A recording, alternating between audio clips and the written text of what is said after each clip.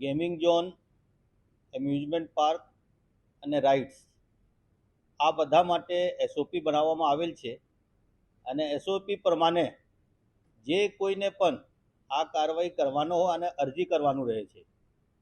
અરજી કર્યા બાદ આ માટે એક સેફટી અને ઇન્સ્પેક્શન કમિટીને ગઠન કરવામાં આવેલ છે.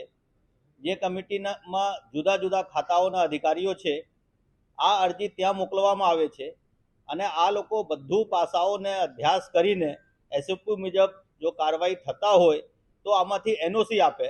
એનઓસી આપ્યા બાદ સીપી ઓફિસ તરફથી સત્તા જે પાસે જે હશે આ અધિકારી દ્વારા આને મંજૂરી આપવામાં આવશે અને પછી રાઇડ્સ ચાલુ થઈ શકે.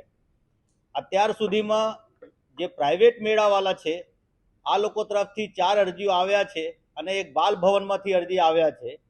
જે લોકમેળા અહીંયા થઈ રહ્યા છે આમાંથી એક પણ અરજી અત્યાર સુધી આવ્યા નથી. હજી પણ આ લોકો અરજી કરી શકે છે. લાયસન્સ બ્રાન્ચ સીપી ઓફિસના જે છે આને અને કંટ્રોલ રૂમ 24 કલાક મારા ચાલુ રહે છે. ગમે તે સમયે આ લોકો આવીને અરજી આપીને જઈ શકે.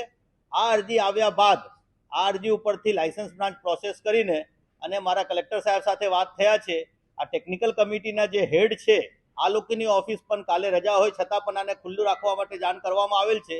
તો આ લોકો ઓફિસ કાલે ખુલ્લા રાખશે અને પછી આ અરજી અમે ત્યાં ફોરવર્ડ કરશું અને આ લોકો પછી આને જે કંઈ એસઓપી પ્રમાણે કરવાનું હોય કરીને અને એનઓસી આપવા પાત્ર હશે તો એનઓસી આપશે અને આગળની કાર્યવાહી થશે.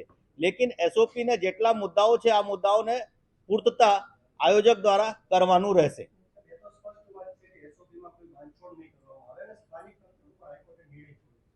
નહીં, એસઓપી એક વખત પબ્લિશ થઈ ગયા પછી આમાં બાંધછોડની કોઈ શક્યતા નથી.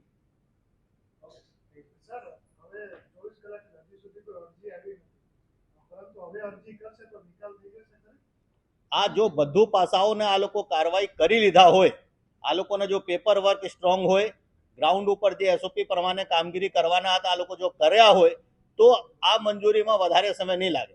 લેકિન જો કાર્યવાહી નહીં કર્યા હોય તો આ લોકોને કાર્યવાહી પહેલા પૂરા કરવા પડે તો જ પછી મંજૂરી મળે.